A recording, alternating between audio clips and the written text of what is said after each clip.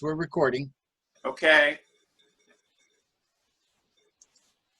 Tell me when I can talk.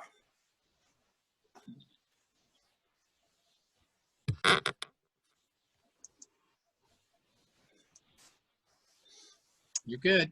Okay, good morning, everybody. Happy Mother's Day. That's, since when we had custody of the nieces, they referred to me as Uncle Mom. This is my day. But it's good to see all your faces today. We're continuing on with our series on creating joy or choosing joy in our life, whichever perspective you like better. But I wanted to share some things. I looked up happiness, and I did several different quote sites, and I just wanted to give you some quotes on happiness.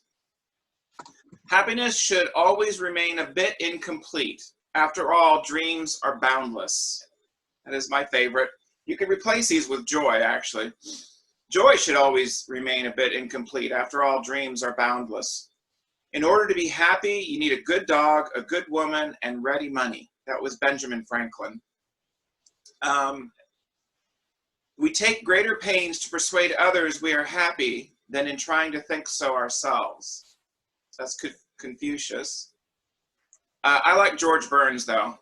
He thinks like I do. Happiness is having a large, loving, caring, close-knit family in another city.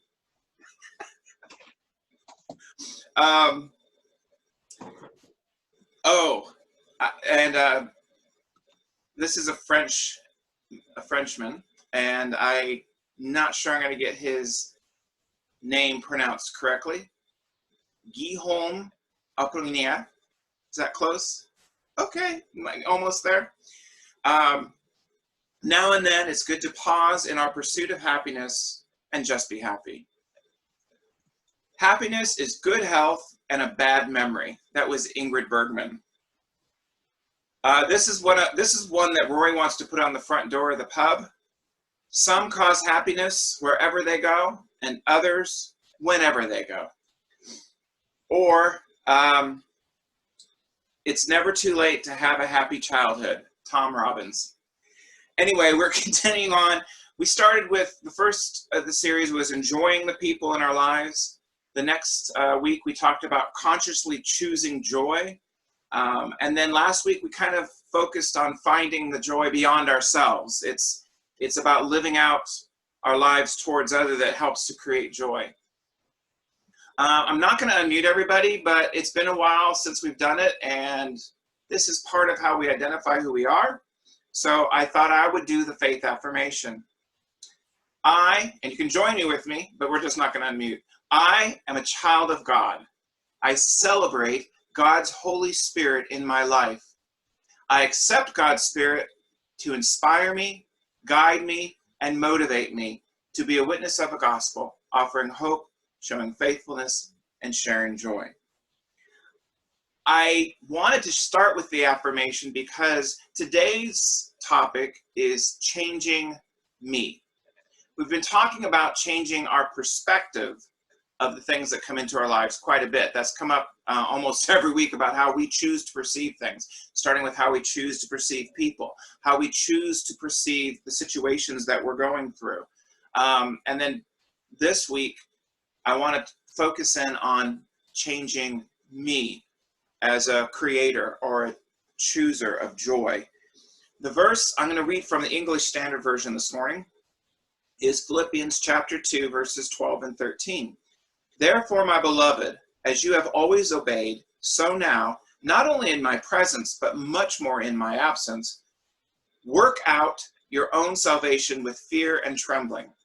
For it is God who works in you, both to will and to work for his good pleasure. Work out your own salvation, for it is God who works in you. There's a few phrases here that before we get into the discussion, I just want to look at them. First of all, there's work out. This idea of working out.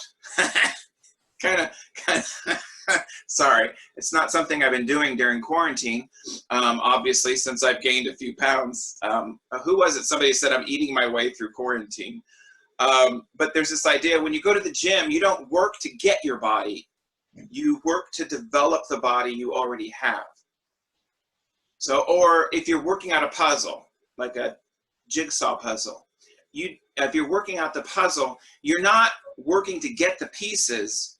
You're working to put all the pieces together to see the bigger picture. I wrote a little note here. There's a bigger picture than just one piece. There's a bigger picture than just the one piece we're focusing on. So both words here that are translated work out, and work in are actually two different Greek words, and I wanted to take a second to talk about those. So again today, I don't know, I'm all tongue twisted, so let's try this. Working out is katergazese, and that means to accomplish, to achieve, or to fashion something. That's katergazeste. There we go.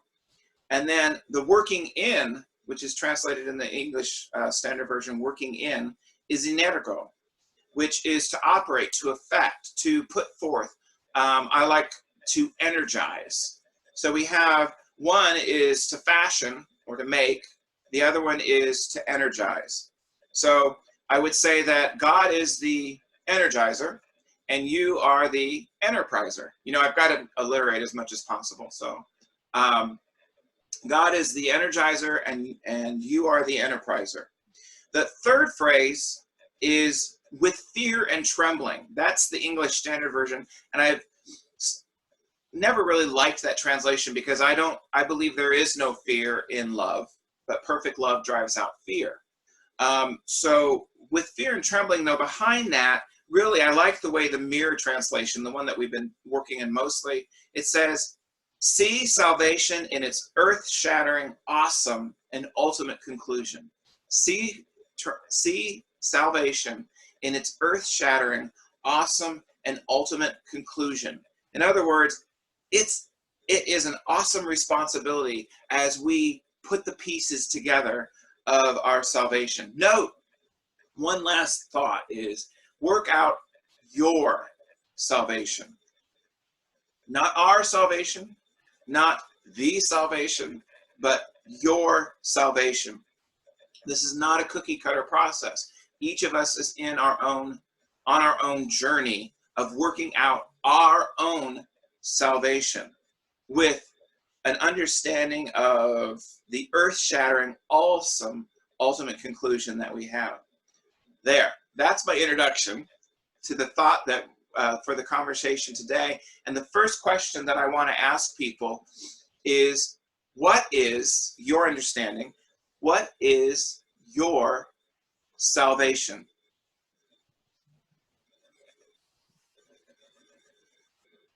Any takers? What is your salvation? And Scotty. Okay, the thing that I thought about, that I disagree with you when you say it's our salvation alone, because I think that we're only in salvation as long as we're in it with everybody, because everybody's one regardless of what their process is. So I don't know if it's semantics but that would be my take on it. Well, yeah, I think that would be, we're looking at the word, I'm looking at salvation, and actually it's, part of my perspective is I'm looking at salvation as the journey, whereas from your perspective, you're talking about salvation as the conclusion. And actually, in the scriptures, salvation is all three. Salvation is a starting point in the scriptures where we realize our journey. That's the beginning point. That's actually the faith tradition that I was raised in, the born again tradition of, there's that moment when you realize your salvation, when you're born again by that, which actually that terminology is not as scriptural as they think it is. It actually is born from above. But anyway, and then there's the journey of salvation, and then there's the conclusion when we finally reach total salvation and understanding. So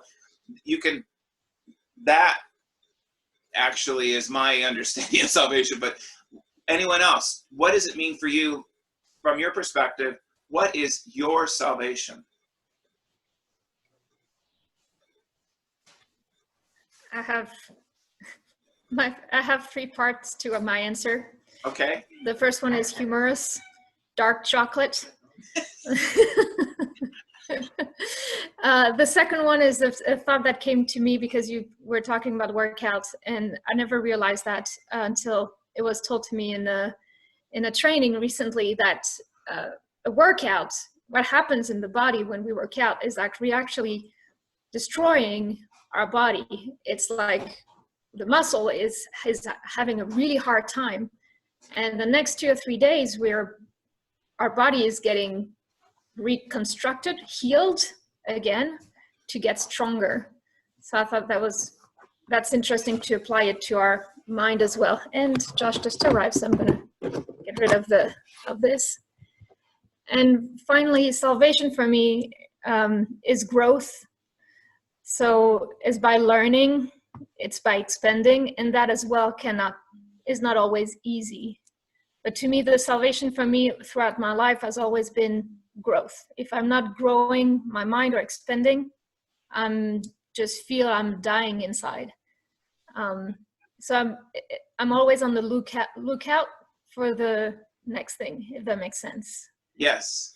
I had a mentor who used to say, if you're not growing, you're not going. And I really like that. I like when you simplify thoughts to keep yourself focused. I want to go to Rory, but I'm going to come back to that thought. So help me remember about in the workout, because that's part of it. You're tearing your body down to build it back up. Rory. Okay, so I don't think there's parts to salvation. I think that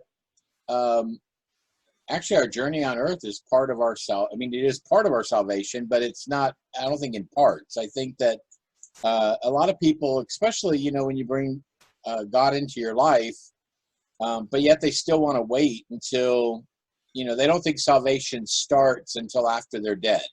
And, they might believe that they're a part of the salvation, but it doesn't actually begin till they die. And it's kind of like those people who want to get a business going, but, they can't do it. They can't start it until they get those business cards, and then they get the business cards, and then, well, we can't actually open until we get a sign up front. And, and I think people keep putting off the salvation for the future when you could be doing it right now. God wants us to enjoy life to an abundance and not be miserable here waiting for the next thing. He wants us, this portion of it. I'm going to go through life once as Rory on earth, and I'm supposed to enjoy that and have a great time and have joy in my life, and know that I have God on my side, and not be waiting for, this is like it's almost like earth is purgatory or something to some people. And so I think salvation starts the minute that you recognize that God has given you that salvation, and it begins then, and you need to enjoy it and fulfill it throughout your whole life here and then beyond. I get that. I see what you're saying about there really is not three parts to it. There's, and that makes sense, because with God, God exists outside time. God is eternity. So it all is happening at once anyway. We're the ones who have basically slowed ourselves down in the linear process. But anyone else before we... Oh, I see that hand, and I have unmuted you. I kind of agree with Rory.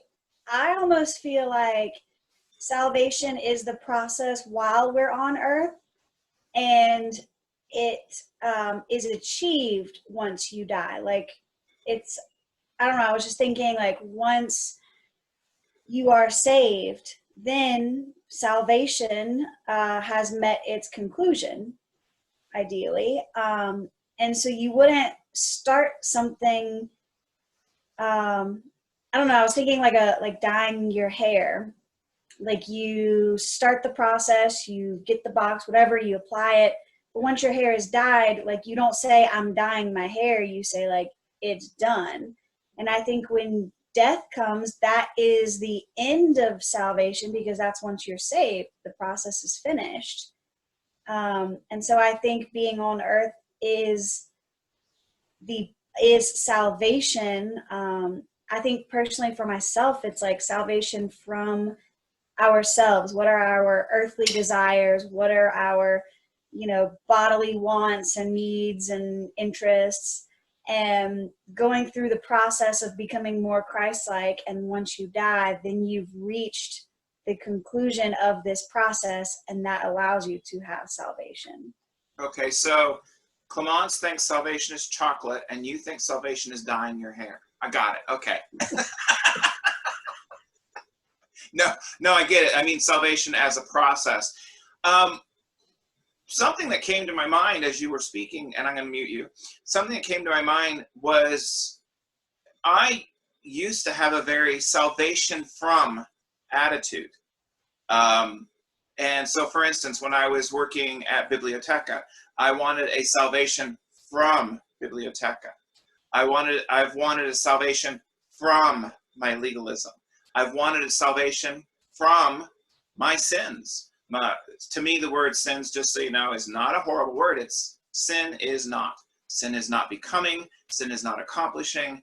To me, it's just an acronym for falling short of everything that we were created to be. So, but salvation from. Of late, I've started to realize it's not really, the from is not as important as the to. The salvation to be all that I can be. The salvation to realize all the blessings. I was laying in bed this morning, not wanting to get up, which is why I'm a little groggy probably. And I was recounting all the things that are in Rory's and my life that are so amazing. And I said it, which I haven't said it in a while, but you've all heard me talk about a lot of times. I'll say to God when I'm in prayer time, it's like, I don't know how things could get any better, but I'm willing to find out. And that was the attitude I had. I'm not looking for salvation from anything. There is nothing in my life that I need salvation from. But there is a lot of things in my life that I haven't realized yet that I want salvation to. So how do we accomplish that salvation to? I had two thoughts, maybe three, if we have time, to discuss. And they're coming from this working out your own salvation. Or I like to, now I'm going to bring Clemence up, tearing down your own salvation to build it back up stronger than it was before. To me, that's the point of our conversations. We sit here in our homes and when we're together and we have conversations about contradictory ideas. We don't all agree. We don't all think the same way. We don't all believe the same way. And sometimes there is a tearing down, not an aggressive, I'm going to tear you down, Carrie, because I completely disagree with you. Sorry, you're right there in the middle of my screen. Wish I could rearrange it. That's when you say whatever, Pastor Jeff. But I'm not going to unmute you. But it's the idea of not tearing each other down. It's about our working out, tearing things apart to rebuild it stronger with a deeper understanding of more of who we are in the process. So my first thought was changing me. And that's why I titled this Changing Me. And I start that with changing my mind. It's very interesting. A friend of ours, Susan Carver, was doing a Zoom call this week on training her people. She has an international business and she can't travel, so she's doing a lot of Zooms, and she asked us to join in and watch. And she was talking about the relationship between the conscious mind and the unconscious mind, and how the conscious mind affects the unconscious mind, which creates the energy that drives the results of our lives. It was a very fascinating, and it's interesting how I turned to Rory and I said, this is what I'm going to be talking about on Sunday, is changing my mind. In Romans, it talks about be transformed, be changed by the renewing, the regenerating, the rebuilding, the renovation of your mind. And renovation is much like a workout, because you're tearing something down to build something up. We're looking at the results behind Josh and Clemence. Their house didn't look like that. they tore something down. Well, they didn't tear it down, but they redid the inside of their home, and it is gorgeous. If they ever ask you to go to their house, show up with a bottle of wine, and it's just a wonderful, the front window looking out onto the trees is just, it's one of the most beautiful places that I've ever enjoyed a party, if you will. Actually, we did the wedding there too, didn't we? But anyway, how do you change your mind? See, because in this process, she was talking about how we are raised, and I'm going to steal her example. I think she stole it from someone else. How we're all raised with, let's say, idea X in our lives. So we have this, let's take it to the American culture. Sorry, Clemence. We're all, for the most part, in America, we eat a lot of beef. This was her example. So we have, we do steaks, we do hamburgers, we do barbecues. Every time we have a get together, what do? Hamburgers and hot dogs, or whatever. We have this idea of how we consume things. And that would be idea X. And we've done it so long, from birth all the way to now, that it becomes second nature. That's just what people do. We just, at a barbecue, we have hamburgers, or we do steaks, or if we're going to have a nice meal, many times the first thought that comes to your mind is, oh, a steak dinner is a really nice meal. Now, I know I'm oversimplifying this, but let's say I was born and raised in India, and their mind thought, their culture is why, which would be, you don't eat beef. It's more of a vegetarian culture. And so that's not going to be their first go-to. Their first go-to would be vegetables and curry and, a completely different menu set. Who's wrong? Who's right? Neither. It is a learned subconscious conditioning which creates the result of our actions. Now, I realize that's an oversimplification, but if I were to apply it to my own life, we have the idea of, I was raised with what I have referred to now as worm theology. So I was raised to believe that, what a wretch, that would save such a wretch as I, that, they really emphasized in Romans 3 that for all have sinned and fallen short of the glory of God. Or Paul, all of our righteousnesses are filthy rags. There is nothing redeemable in me as a human being at all. That's how I was raised. And it was a very subconscious, self-defacing mindset. So anything I did was never good enough. Anything I said was probably hypocritical and not real. I took this to the nth degree and had such a low view of myself that I was creating a low view of my life. Now, maybe there are some people out there that could use some worm theology in their life and they need to be knocked down a few notches, but I don't think I'm talking to any of those today. I've realized that, yes, there is a certain humility in my life that needs to be there, as in, and we're going to get to that, I can do all things through Christ who strengthens me, and so that it's not just me alone in this. There's this humility of the us factor, which Scotty had brought up earlier.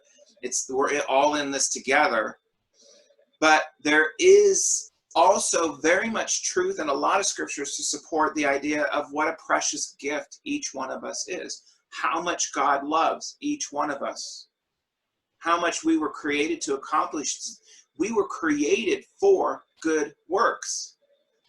So I had to basically take this X mindset of, I am a worthless piece of crap. I saw Rory's eyes go up, so I paused. I'm a worthless piece of crap, and there's nothing that I could do accomplish, to start to envelop the why thought. That was good timing. The why thought, and become a why guy, and realize my own self-worth. Not not in an egotistical, narcissistic way, but realize that I was created as God's gift to the world, just as you were created as God's gift to the world. Now, I'm still in that process of salvation from worm theology to salvation to a precious child of God, which is why I started with the affirmation today. How do you think we change, we renew, we reconstruct, we change the way we think? How do you change the way you think? And Scotty.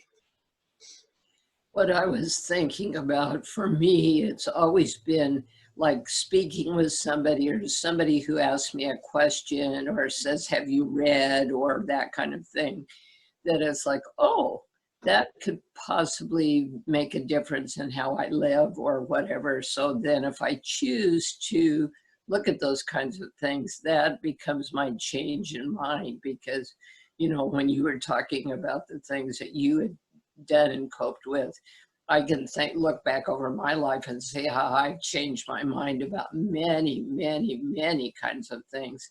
And it's always because somebody has said to me, have you ever thought about, or have you ever looked at, or that kind of thing. So I always think of it as people planting seeds within us, and then we choose to either water them and let them grow, or forget the whole thing. Okay. That might have something to do with the parable of the grounds, but well, that's a whole nother conversation. Rory. You know, it's certainly not an easy thing to do, to change your you know, things that are just make up the whole back of your mind that you don't even think about, you just react to it. But I mean, it certainly is possible. I think positive affirmation every day in front of a mirror is a good start. And just truly believing it, you know, I mean, again, the Bible also says if you have the faith of a size of a mustard seed, you know, you could do miraculous things. But there's always, people always have so much doubt and question, and they don't feel they're worthy of something or whatever.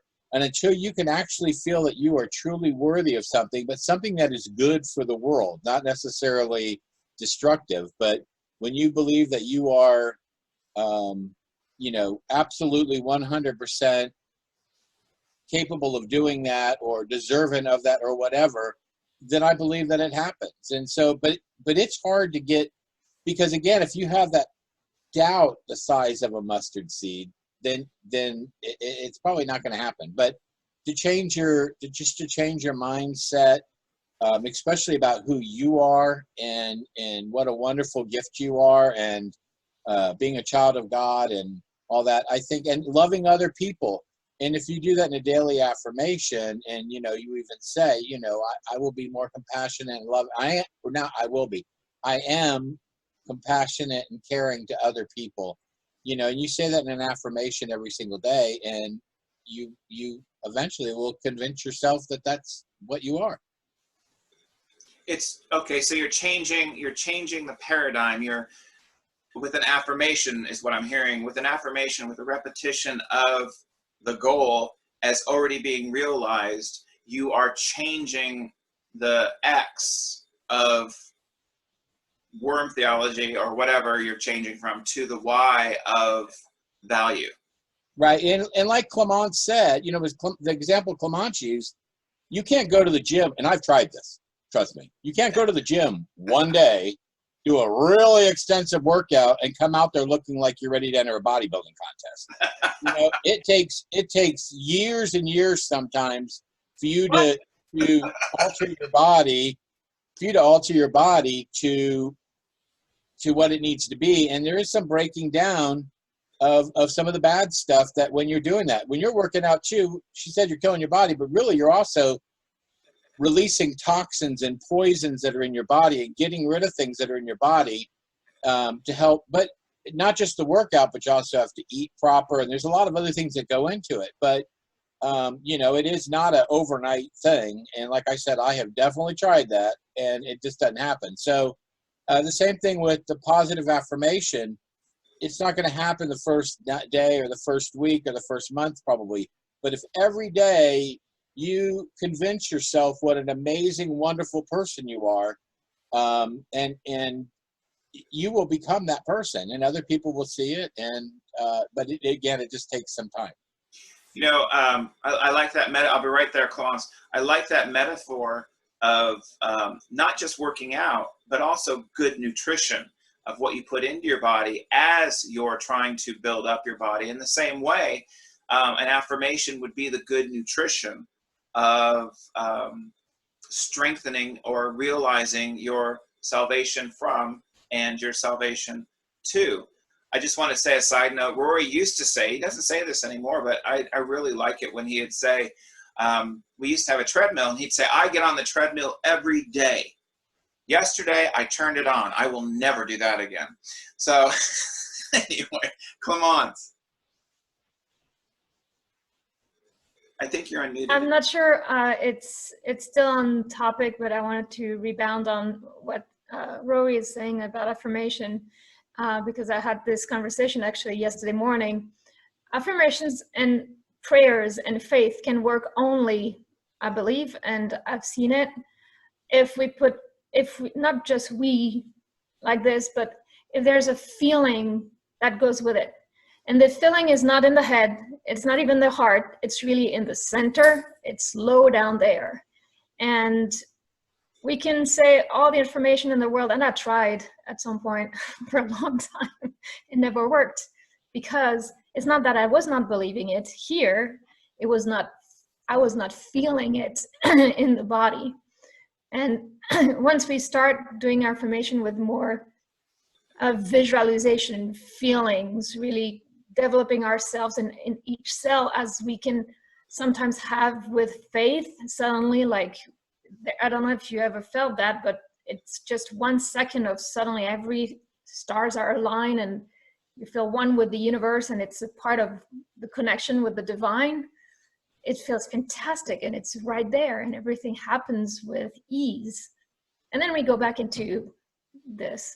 So I'm not sure if it's really in the conversation of today, but I really wanted to make that point, that it's important to put the feeling into it. You had something to say? I did. Yeah. Great, so he has something to say. For me, I think change of thought, it depends on, one, how much you want to change your thought, and two, I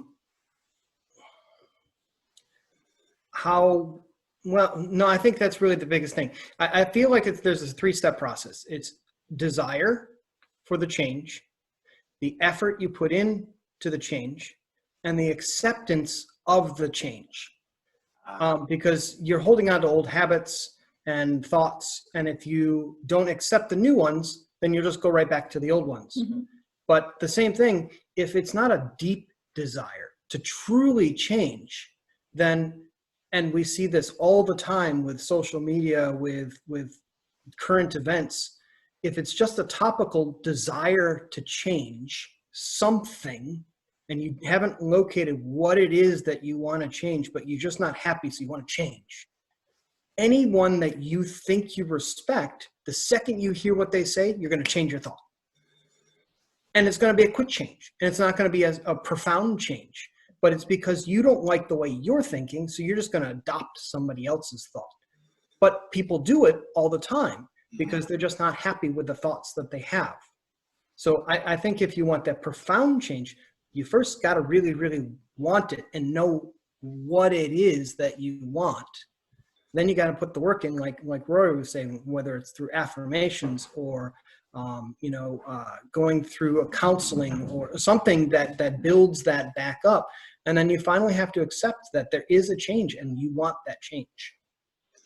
And because, well, I believe you can choose how you feel, and you can choose how you think. And I think those two things are actually related. You can, choosing what you think is choosing what you feel, and sometimes choosing how you feel is choosing what you think.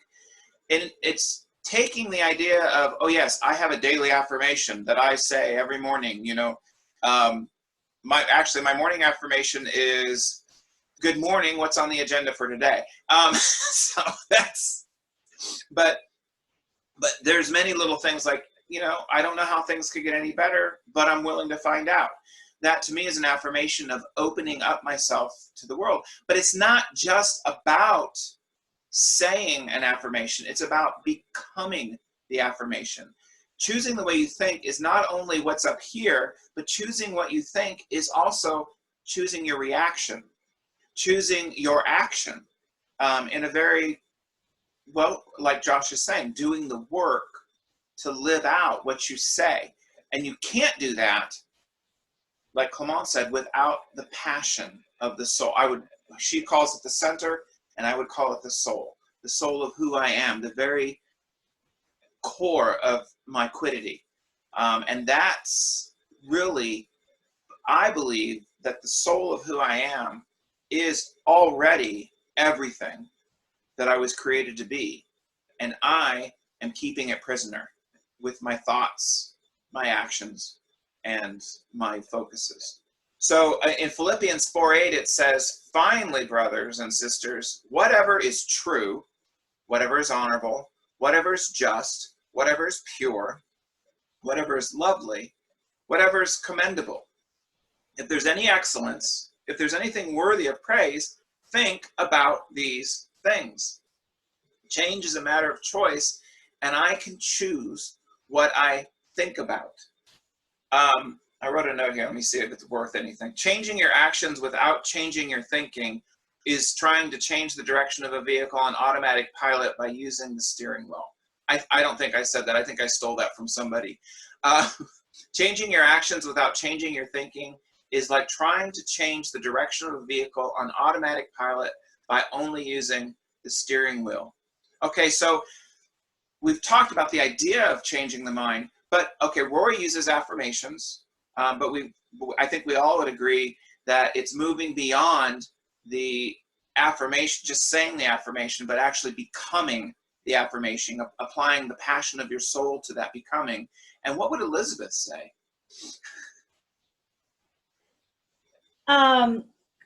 So I don't know, this might be just completely in my head, but I actually downloaded a weight loss app. It's called Noom.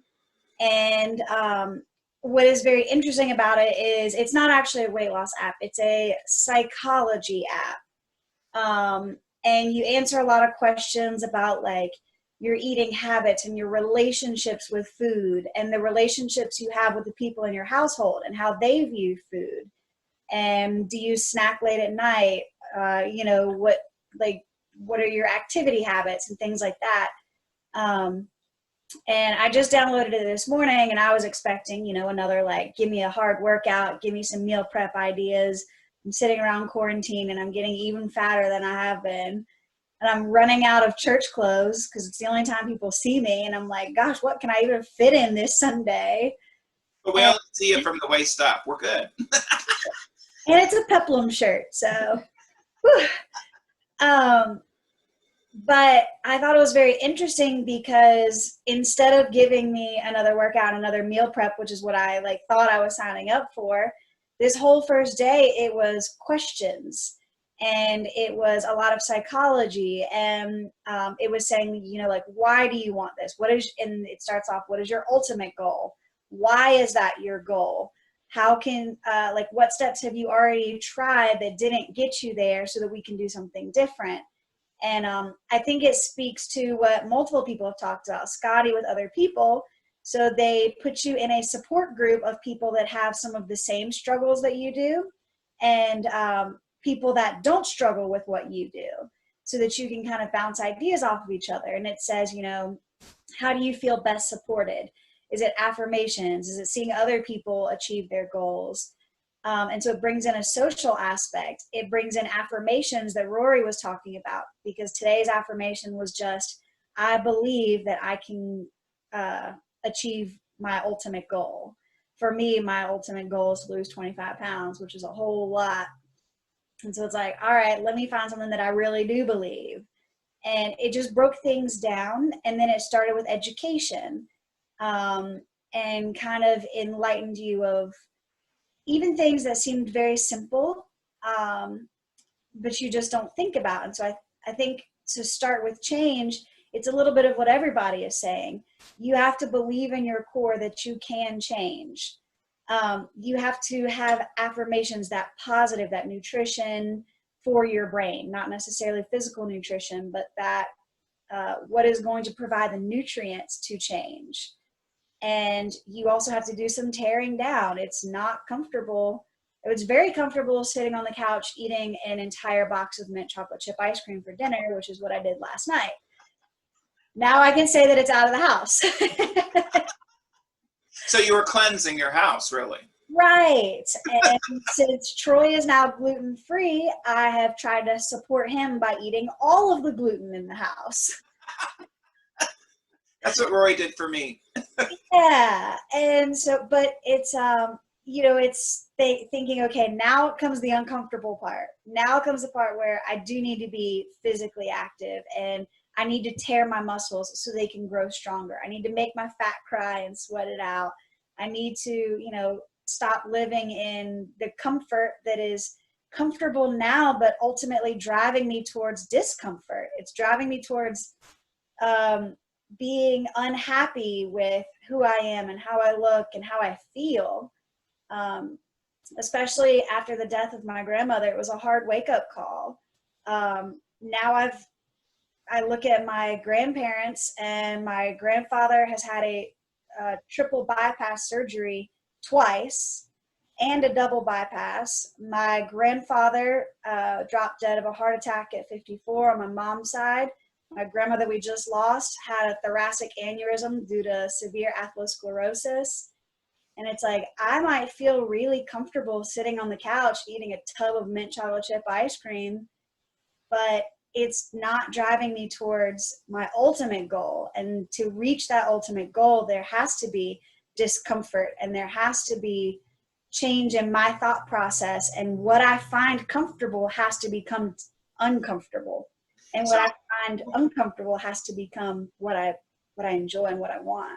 So I'm hearing it's how you talk to yourself with the affirmations, allowing others to talk to you with the social aspect of it, and also redefining your life situations as a motivation for the accomplishment of that goal. I like that. Something that I thought of with when Clemence was talking was there's when I want to change something in my life, when I'm setting a goal, the first question is, what do I want? Why do I want it? What will my life look like when I achieve what I want? And how will I feel when I am realizing that goal in my life? Those four questions are pivotal for me in setting a goal. But also just staying on Clemence there, because she said something that I think is more or just as important as changing my mind. And the other one is changing my power. From where am I drawing the power? And many times the reason for me, when in my life affirmations failed, believe it or not, 10 years ago, I would have been very anti-affirmations. I thought they were just a waste of breath, because the power in my life for those affirmations was coming from here. And when I changed the power of my affirmation to coming from here, my soul, well, I used to say here, my heart, because that's my vision of the center of who I am, that 18-inch journey. But when it moved from just thinking it to believing it, the example, the famous Jeff sermon, Pastor Jeff sermon, was when I was talking about all the possibilities that each of us have in our lives. Instead of saying pregnant with possibilities, I said pregnant with possums. And a great, tongue tie there. But the aspect is, when you think, when you believe that you're pregnant, you say, oh, I think I'm pregnant. I'm going to have a baby, I think. And you talk about it, and you may visualize a little bit about what I'm going to, what it's going to look like, and then you talk about it with your friends. But when you go to the doctor, or now you don't have to, but the example's old. But when you go to the doctor and he says to you, I have the test results right here, and you're going to have a baby, you move from believing you're pregnant to expecting. You've moved beyond that whole, I think I might be, that's my dream, I want to be pregnant, to I am. And what do? You get the nursery ready, you buy the furniture. I've never had a baby, so I'm not sure what you do. But you go from believing to expecting.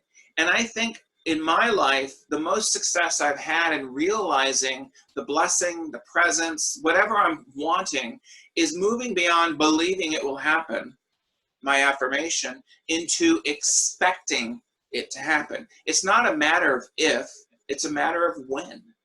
And that was a huge hurdle for me to get over, was that changing the power from me to realize the power that I believe connects me to. And now we're back to what Scotty was talking about, my connection to the divine, my connection to the quantum consciousness that connects us all, whatever your language would be, right here, and drawing from that core as my power.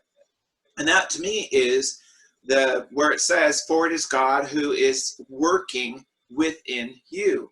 One of my favorite verses for affirmation is in Ephesians chapter 3, verse 20. Now to him who is able to do, listen to this very carefully. I love the uplifting words here. Now to him who is able to do far more abundantly than we could ever ask or think.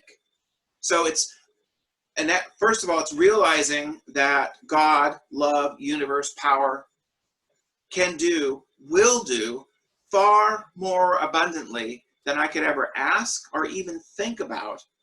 That's where I get the idea of the best is yet to come, because I don't always know what the best is. Now to him who's able to do far more abundantly than all that we could ask or think, according to the power at work within us. That power, that more than we could ask or think, is actually working within our lives. So the question I wanted to ask is, how do you know when you're depending on spirit, core, soul, divinity? I'm using all different words to hopefully connect, translate it to yourself. How do you know when you are drawing your power from your connection to the divine? Now, Elizabeth, you again? I would say for me is I would have to ask myself, is what I'm doing now getting me closer to what I want to be or who I want to be? Okay. Anyone else? Come on.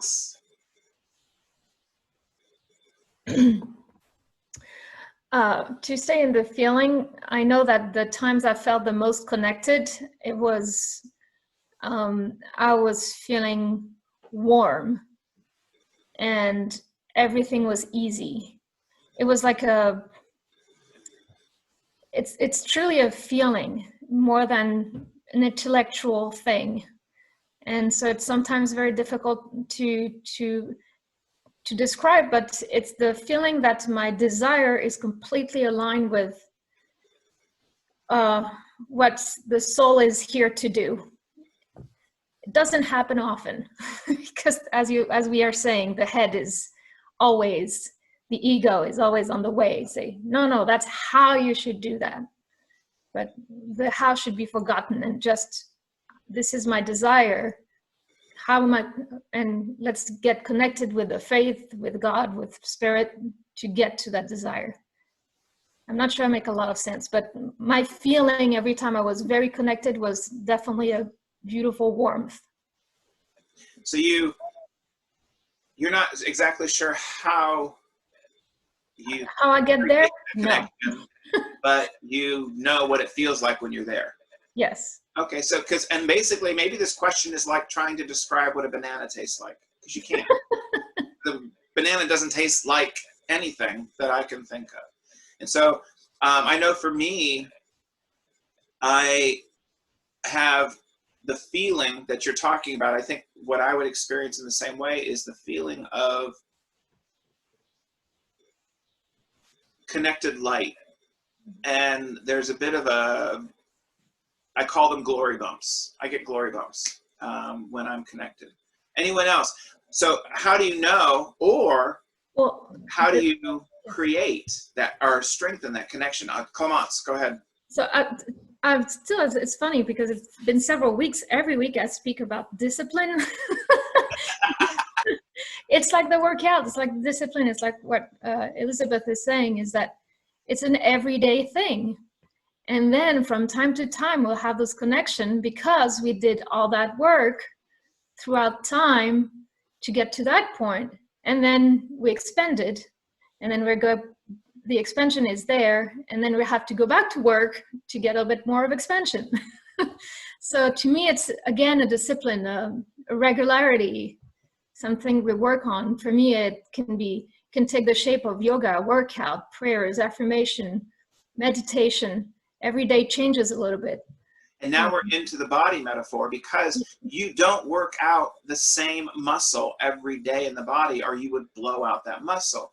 That's why they have leg day, arm day, chest day, back day. You know, they have the days that you focus, at least when Rory and I were way back when we're working out, each day was dedicated to a different part of our body. And I think we can take that, I think reality is actually I think the physical is a metaphor for the reality of things, and then we can take that physical idea and apply it to our spiritual. We don't work on the same thing every day.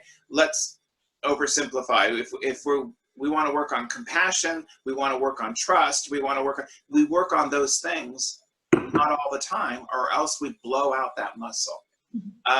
Did I see Scotty's hand? I did see Scotty's hand, and I have unmuted you. Okay. The thing that I was thinking about, you know, when you ask, how do you know when you're connected to the divine or whatever?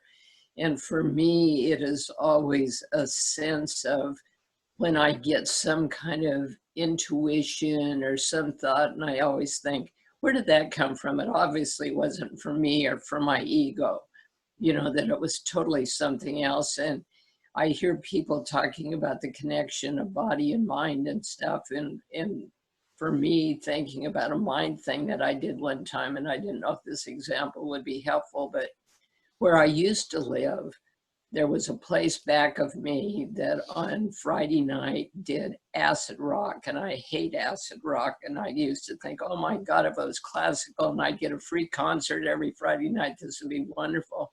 I couldn't fall asleep because I was so upset. I was ready to call the cops. Now, I think everybody knows that I'm not a person who calls the cops. And it came to me, why are you getting so upset about this? You could change your mind. You could do what you teach other people to do. And one of those things was a relaxation technique that I taught people how to do. And so I did it on myself. I fell asleep. And I'd wake up and I'd hear the music and I'd say, oh, they're still playing, fall back to sleep again. But as I always would say to people, as you were saying, Clem, at the beginning, or Rory, or whatever, you have to practice something. You can't just do it once and think, oh my God, this is incredible, and expect it to happen again. I think you have to practice at whatever you're doing. Anyone else?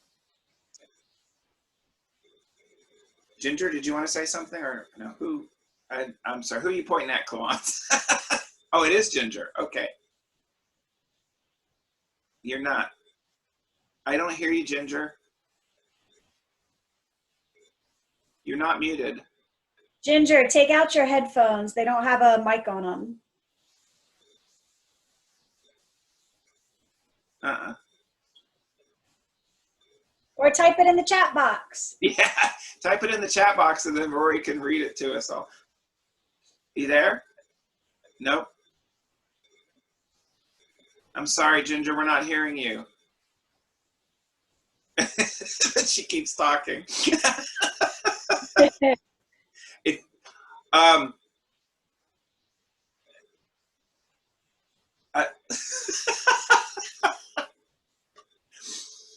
I don't, anyone, sorry, Ginger, but if I'm going to leave you unmuted so that if you figure it out, you can start talking. Anyone else? I know Scotty was talking about exercises. This is an exercise in developing a discipline of focus for me. I got this when I used to do a lot of theater. One of the exercises you would do, you would stand and you would visualize that you're a block of ice in the desert and the sun, and you would melt very slowly. You would picture yourself melting from the top down as a block of ice would into the sand, and then at the end of the exercise you rise up as the character that you're going to play in the production. It was just a kind of a mental cleansing exercise, but I adopted that. She just reminded me about the sleeping thing. When I can't sleep at night, what I'll do is I'll lay there and visualize myself as a block of ice melting into the bed. And by the end of that exercise, I'm usually asleep at that time. But it takes a lot of mental energy to maintain that focus. Contemplative prayer, which is something that I'm a real advocate for, it's the idea of sitting in silence for about 20 minutes. You can do longer, but most groups do it for like 20 minutes. And when we start that back up again, I will be there. But the idea of contemplative prayer is emptying out, not just sitting in silence, but sitting in silence of mind. And so when a thought comes, you very gently brush that thought aside and sit and remain in the silence in an attempt, or at least for me, the focus is to listen to my core and to hear what the core, not the mind, but the core is doing. And or at least to be in tune to the core. But it's a process of discipline that can be very frustrating, and you've got to learn to be gentle with yourself. So in this discipline of I'm going to change the way I think, we've got to remember to also be gentle and loving with ourselves, so that when we do something, or when we say something, or when we think something that is not in line with the energy of the core of who we are, of God working in us toward our salvation, or in our salvation, however you want to do it, we realize the forgiveness that we already have. Because I need to realize that I'm going to stumble. I'm going to make mistakes in this process of working out my salvation, relying on the power of God at work within me. Forgiveness is key for a successful journey in that. Otherwise, I will beat myself up and discourage myself into giving up. Ginger, did you want to try again? Oh wait, you're still not there. I'm so sorry. I'm going to try something. I'm going to mute you and I'm going to unmute you. Try now. No. I'm so sorry, Ginger. I guess God said shut up. No. Oh, who was that? Whoops. Okay. Oh, did you want to say something, Elizabeth? No, we just forgot to Oh, okay. remute. Anyone else have any other thoughts, closing thoughts, ideas? In closing, I wanted to read, because you know how much I love this translation. I wanted to read from the Mirror translation, the same passage. I'll read, the opening passage was Philippians 2:12 through 13.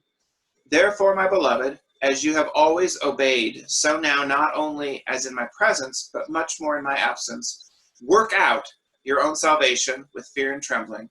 For it is God who works in you both to will and to work his good pleasure. I'd like to read the Mirror translation of that now. Considering this amazing outcome of what our faith sees and celebrates, I strongly urge you, my darling friends, to continue to have your ears tuned to that which inspires your conduct, to give full expression to the detail of your own salvation in a most personal and practical way. See salvation in its earth-shattering, awesome, and ultimate conclusion. I know that my personal presence encourages you greatly, but now I want you to realize an inspiration in my absence that supersedes anything you've known before. This would mean that even if you were never to see my face again or receive another epistle from me, it will make no difference at all to your faith. Discover God himself as the inexhaustible inner source. He ignites you with both the desire and the energy that matches his own delight. To me, that is a summary of just about everything that we talked about. We talked about realizing the end goal, living in the end goal, the awesome ultimate conclusion.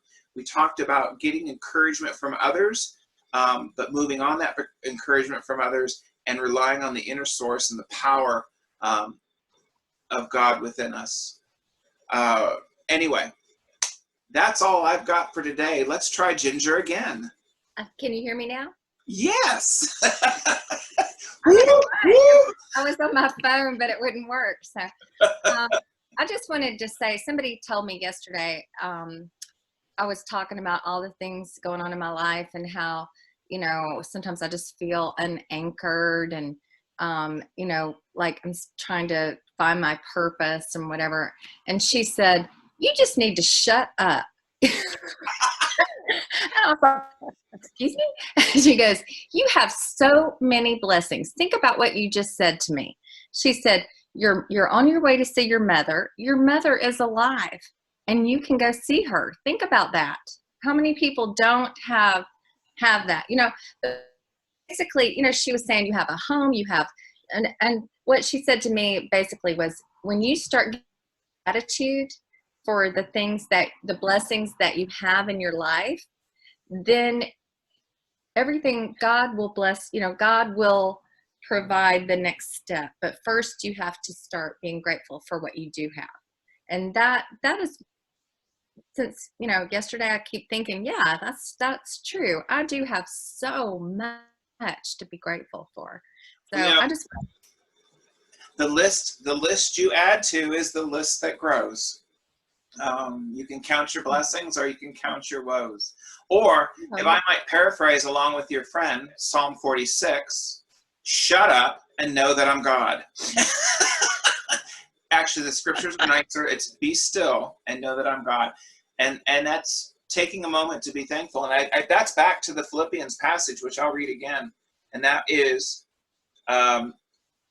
whatever is true, whatever is honorable, whatever is just, whatever is pure, whatever is lovely, whatever is commendable, whatever has any excellence, if there's anything worthy of praise, think about these things. You're right.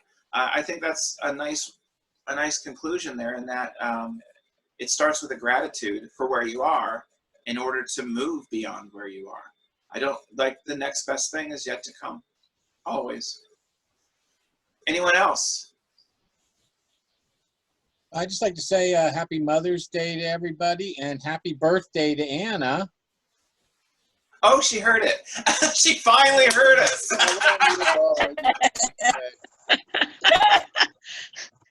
We've been saying happy birthday all along. And yeah, you weren't hearing us. Oh, okay. Happy birthday! Oh, thank you. Happy birthday! Carrie, you want to say something? Yeah, I want to just go off of what Ginger was saying really quick. I've started to have the attitude of gratitude as well, and that I'm noticing things are starting to change in that attitude of gratitude. Like my inebriated neighbors used to annoy me. Well, now when I take my dog out, I have some comic relief in my day because they start at 9 o'clock in the morning, and I go out and they're like, hey, we just have a really nice conversation. So instead of being annoyed by them, I'm grateful for them. So it changed my perspective. Okay. And that's the whole point of it, is it's also dealing with the idea of changing the, I'm muted? No, I'm not. Of changing the subconscious, the things that we're not quite so realize, it not so aware of in our lives, and how we can, I believe that by the reconstruction, the exercise of the muscle, and whatever metaphor you want, is this is today was meant to encourage you to not give up in the journey, because it is a workout and it is a tearing down to build back up. It is about the right nutrition. What are you feeding yourself? And that would be back to what's your Ginger. I saw your face. The idea of gratitude is part of the nutritional value of our success. And there's each of us, and this is back to the your own salvation. Each of us has our different body types, different spiritual types. So each of us has to identify within ourselves our own salvation process, if you will, those things which are going to feed us or be the nutritional things that we need, those exercises that develop the areas of our body that we need to develop, or the areas of our spirit that we need to develop. But it does not mean that we can't gather like this and encourage each other in that journey. Anyone else? Josh. Something that I've sort of taken on to whenever I'm doing a workout that that you feel about 2/3 of the way through it, you're just like, okay, I'm gonna die. Is the idea of embracing discomfort. It's one of my hashtags whenever I finish a strong run up the mountain. It's the idea that when you're going from one place to another, and I think those people that get motion sick, myself and many others, really understand this. When you're going from point A to point B, it's not always a very, very comfortable position to be in. You're transitioning from one place to another. And if you don't recognize that you're in that transition, it can be very, very scary on top of being uncomfortable. So, the things that are associated with fear, lashing out, impatience, things of those sorts, boil up and you don't know why they're boiling up. And it's this silly little thing. But ultimately, it's the idea that you're moving from one place to another. And if you can just accept that moment, sometimes a long moment, but that moment of discomfort, and embrace it, then that change will allow itself to happen. You reminded me of when we used to do for our cardio, we would do interval training. So you gradually get up and then back down. And I used to get to that point where it'd feel like, I'm going to die. I'm going to have a heart attack on the treadmill and I'm going to die. But I would stop that talk, of course, and I would say to myself, I can do anything for one more minute. And at the end of that minute, if I can't go on, then I'll stop. But at the end of the minute, I can do, I've come this far. I can do anything for one more minute.